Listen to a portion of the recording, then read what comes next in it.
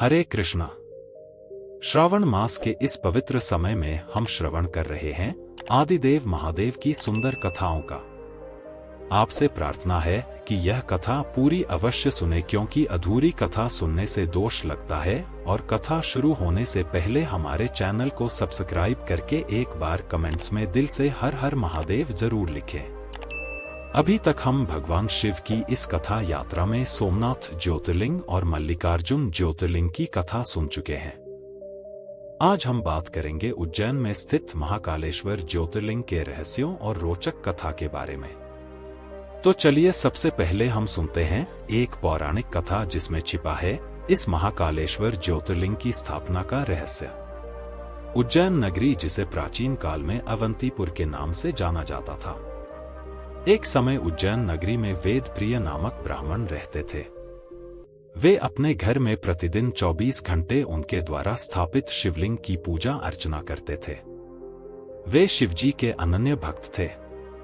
उनके 4 पुत्र थे, जिनमें सबसे बड़ा था देवप्रिय और उसके बाद प्रिय, मेधा, सुव्रत और सुव्रत। ये चारों पुत्र भी अपने पिता के समान ही भगवान शिव के अनन्य भक्त थे। अपने दिन का अधिकतर समय वे महादेव की पूजा अर्चना और उनके गुणगान करने में ही व्यतीत करते। उनके घर में निर्विघ्न रूप से हमेशा यज्ञ चलते रहते थे। भगवान शिव की आराधना के फल स्वरूप उन्होंने ऐसी सद्गति प्राप्त कर ली थी जो कि संतों को भी दुर्लभ होती है। उनके पुण्य प्रभाव और निरंतर चलने वाले यज्ञ के कारण अवंती पूर्वी हर प्रकार से फल फूल रहा था। दूसरी ओर पास में ही रत्नमाल पर्वत पर दूषण नामक एक राक्षस रहता था। उसने ब्रह्मा जी की घोर तपस्या की और उनसे युद्ध में सदा विजय रहने का वरदान प्राप्त किया। अब उसने अपनी शक्ति का दुरुपयोग करना शुरू कर दिया। उसने तीनों लोकों पर अपना प्रभुत्व स्थापित कर दिया, देवताओं को स्वर्ग से निकाल दिया और इस प्रकार वो त्रिभुवन का स्वामी बनकर क्रूरता पूर्वक राज करने लगा। किसी भी स्थान पर देवी देवताओं की पूजा हो या वैदिक यज्ञ हो, वो उसे बिल्कुल मान्य नहीं था, क्योंकि वह जानता था कि अनेक वैदिक यज्ञ में दी जाने वाली आहुतियां ही सभी देवताओं की शक्ति का स्रोत है। इसलिए उसने निश्चय किया कि वो कहीं पर भी कोई यज्ञ नहीं होने देगा ताकि देवता निष्क्रिय पड़ जाए। और फिर क्या था, दूषण ने चारों ओर ब्राह्मणों पर अत्याचार करना शुरू कर दिया। लेकिन जब उसने देखा कि उसके राज्य के निकट ही अवंतीपुर में अभी भी धर्म का साम्राज्य फैला हुआ है, इस बात को वह कैसे सहन कर सकता था। उसी क्षण उसने उज्जैन पर आक्रमण किया और जितने भी ब्राह्मण थे उन सबके यज्ञ बंद करवाए। उसके अत्याचार के सामने विरोध करने का साहस भला कौन कर सकता था। इसलिए उसके भय से सभी ब्राह्मणों ने वैदिक यज्ञ बंद कर दिए। लेकिन वेद प्रिय और उनके चारों पुत्र इस आपदाई से नहीं डरे, क्योंकि वे जानते थे कि काल उसका क्या करें जो भक्त हो महाकाल का। उनके अंदर ना तो भय आया और ना ही महादेव के प्रति उनकी श्रद्धा कम हुई।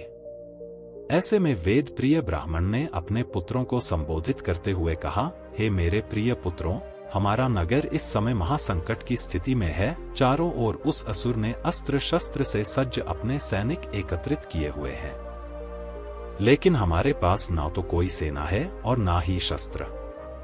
हम उनसे युद्ध भी नहीं कर सकते। हमारे पास कोई है तो वो है सिर्फ हमारे आराध्य देव भगवान शिव। इसलिए हमें उनकी ही शरण में जाना चाहिए और उनके प्रति हमारी श्रद्धा को अटूट बनाए रखना चाहिए। वे अवश्य अपने भक्तों की रक्षा करते हैं। अपने पिता के ऐसे साहसपूर्ण वचनों को सुनकर वेद प्रिय ब्राह्मण के सभी पुत्रों में एक नवीन उत्साह और श्रद्धा का संचार हुआ। उन्होंने मिट्टी से बने अपने शिवलिंग की पूजा करना आरंभ किया और अब अवंती में सिर्फ यही एक घर बचा था जहां अभी भी भगवान शिव की आराधना हो रही थी। अब दिन रात वेद प्रिय ब्राह्मण और उनके चारों पुत्र महादेव की आराधना में इतने लीन हो गए कि उन्हें इस बात का पता भी नहीं चला कि कब उनके घर के द्वार पर असुर आकर खड़ा हो चुका था।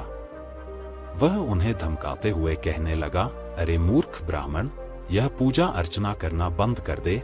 यदि तूने ऐसा नहीं किया तो मैं अपनी तलवार से तेरा मस्तक धड़ से अलग कर दूंगा।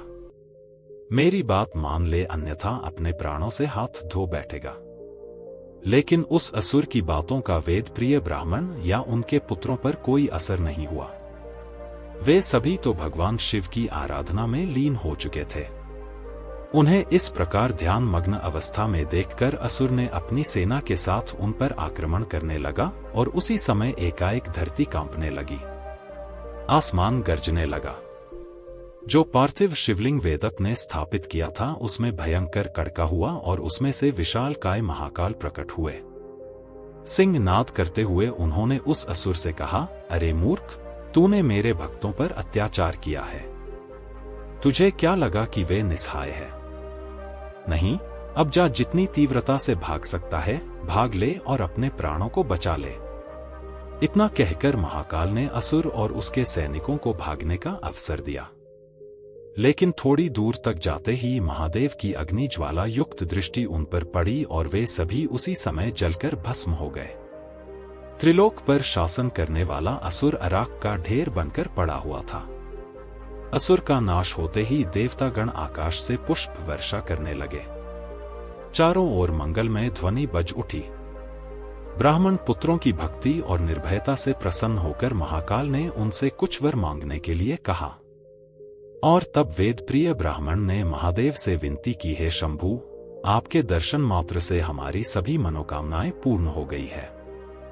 हमारी यही इच्छा है कि आप हमें इस भौतिक जगत से मुक्ति प्रदान करिए और दूसरा यह कि जिस शिवलिंग की हमने आराधना की है और जिसमें से आप प्रकट हुए हैं उसमें आप सदा सदा के लिए विराजमान रहिए। सृष्टि के जीवों का कल्याण करे, जो भी आपकी शरण में आए आप उनकी रक्षा करिए।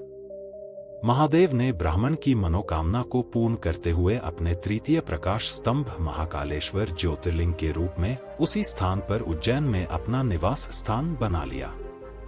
महाकाल ज्योतिर्लिंग का महत्व बताते हुए गोस्वामी जी कहते हैं, जो भी व्यक्ति महाकाल के दर्शन करता है उसे स्वप्न में भी कोई दुख नहीं आता। सभी इच्छाओं की पूर्ति के साथ साथ वह व्यक्ति मोक्ष प्राप्त करता है। महाकालेश्वर का यह ज्योतिर्लिंग मध्य प्रदेश राज्य के उज्जैन में स्थित है और 3 किलोमीटर के विस्तार में फैला हुआ है। रामायण के अनुसार भगवान श्री राम और माता सीता ने अपने स्वर्गीय पिता दशरथ महाराज का पिंडदान इसी स्थान पर किया था। भगवान श्री कृष्ण और बलराम जी ने अपने गुरु सांदीपनी ऋषि से शिक्षा इसी स्थान पर प्राप्त की थी और आज भी उनका आश्रम यहाँ पर स्थित है, जिसमें सर्वेश्वर महादेव के रूप में शिवलिंग की उपासना की जाती है। श्री रूप गोस्वामी बताते हैं कि धरती पर ऐसे 7 तीर्थ हैं जो कि मोक्ष प्रदान करते हैं और यह 7 तीर्थ हैं अयोध्या, मथुरा, द्वारिका, कांची, माया, काशी और अवंतिका। यही नहीं, उज्जैन नगरी कई अन्य कारणों से भी बहुत महत्वपूर्ण है। जब पक्षीराज गरुड़ अमृत का कलश लेकर अपनी सौतेली माता कद्रू के पास जा रहे थे तो मार्ग में उन्होंने 4 स्थानों पर कलश रखा था और इन स्थानों पर कलश से अमृत की कुछ बूंदें छलक गई थी। यह 4 स्थानों में से अवंतिका यानी उज्जैन भी एक है।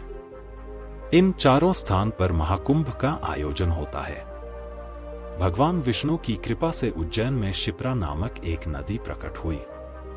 यदि कोई इस पवित्र पावन शिप्रा नदी में स्नान करके फिर महाकालेश्वर ज्योतिर्लिंग का दर्शन करता है तो उसे सभी 12 ज्योतिर्लिंगों के दर्शन करने का फल प्राप्त होता है।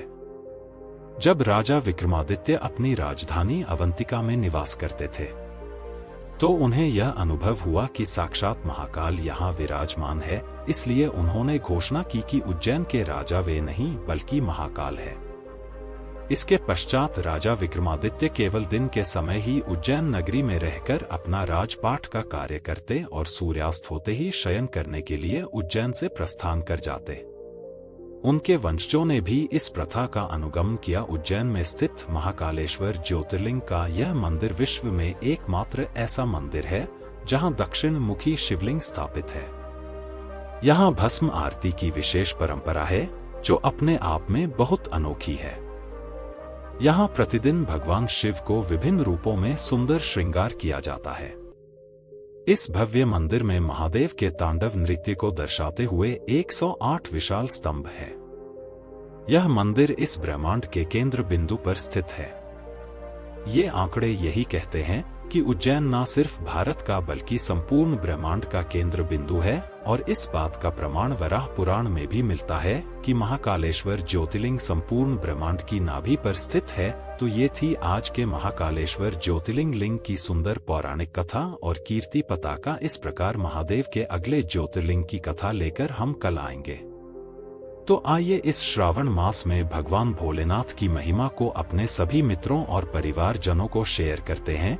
इस वीडियो को अधिक से अधिक लोगों तक पहुंचाकर और भगवान महाकालेश्वर से परम भगवान श्री कृष्ण की शुद्ध भक्तिमय सेवा की याचना करते हैं। जय श्री राम, हर हर महादेव।